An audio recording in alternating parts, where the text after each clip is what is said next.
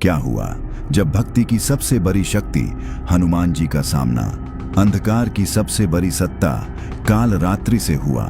आखिर कौन थी वो रहस्यमयी काल रात्रि जिसने सामान्य हनुमान जी को भी परास्त कर दिया और फिर उसे हराने के लिए हनुमान जी को अपना पंचमुखी रूप प्रकट करना पड़ा?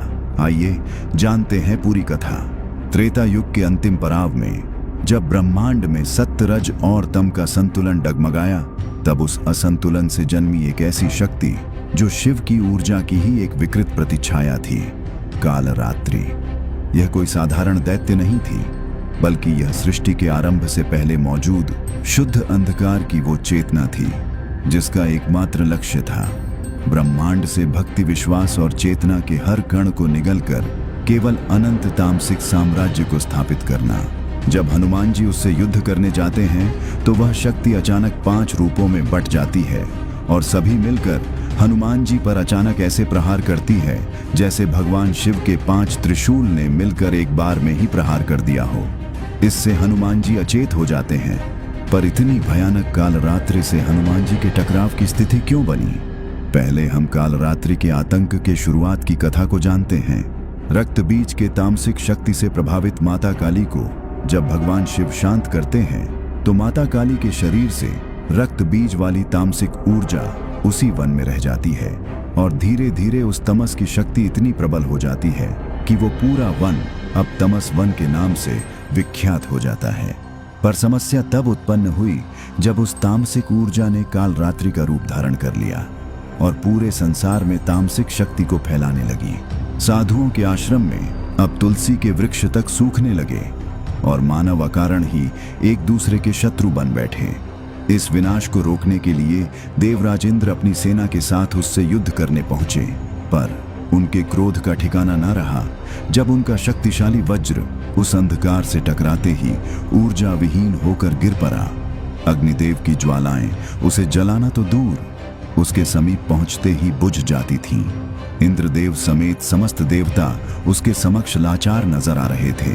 जब सारे अस्त्र शस्त्र विफल हो गए, तब अंधकार से हारे हुए देवता पूरे ब्रह्मांड की नजरों से छिप छिपाते हुए पृथ्वी में स्थित कैलाश पहुंच गए और महादेव के समक्ष त्राहिमाम की गुहार लगाने लगे।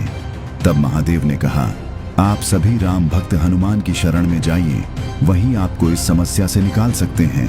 सभी देवताओं की पुकार पर अग्निपुंज के साथ आकाश फटा और प्रकट हुए श्री हनुमान जी।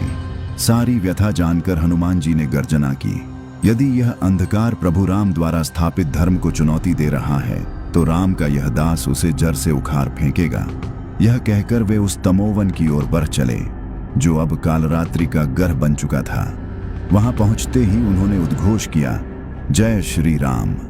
इस उद्घोष से ही वन की कई काली बेलाएं सूख गईं और इसी उद्घोष से क्रोधित होकर काले बादलों से घिरी वह भयावह आकृति प्रकट हुई।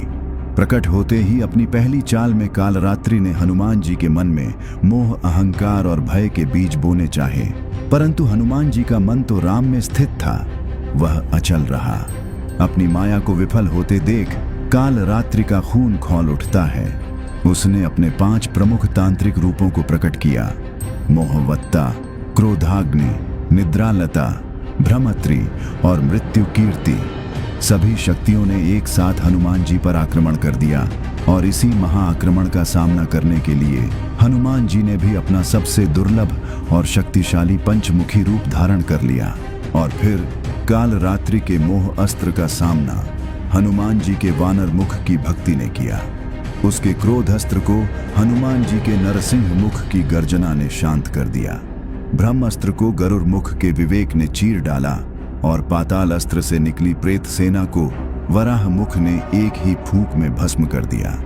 जब कालरात्रि ने अपना अंतिम शब्द अस्त्र चलाया जो मंत्रों की शक्ति को सोख रहा था, तब हनुमान जी के हयग्रीव मुख से निकला राम नाम का ब्रह्मनाद और कालरात्रि की अंतिम रूप भी उसी क्षण भस्म हो गई। अपने 5 रूपों को पराजित देख कालरात्रि ने अपना अंतिम और सबसे विशाल रूप लिया, तमस्विनी, जिसमें वह सृष्टि की संपूर्ण नकारात्मक चेतना को समेटे हुए थी। उसके मात्र ठहाके लगाने से ही पूरा ब्रह्मांड कांपने लगा था। किंतु इस विनाशकारी शक्ति के सामने हनुमान जी जोरदार गर्जना करते हुए अपना आकार और भी विशालकाय बनाते गए। उन्होंने अपने पांचों मुखों की शक्ति को एक साथ मिलाया और राम रक्षा स्तोत्र की ऊर्जा से उस अंधकार पर अंतिम प्रहार किया। राम नाम की अग्नि से उसके तामसिक अंश जलने लगे। उसकी गर्जना कराह में बदल गई और अंततः वह एक तेज पुंज बनकर ब्रह्मांड में विलीन हो गई।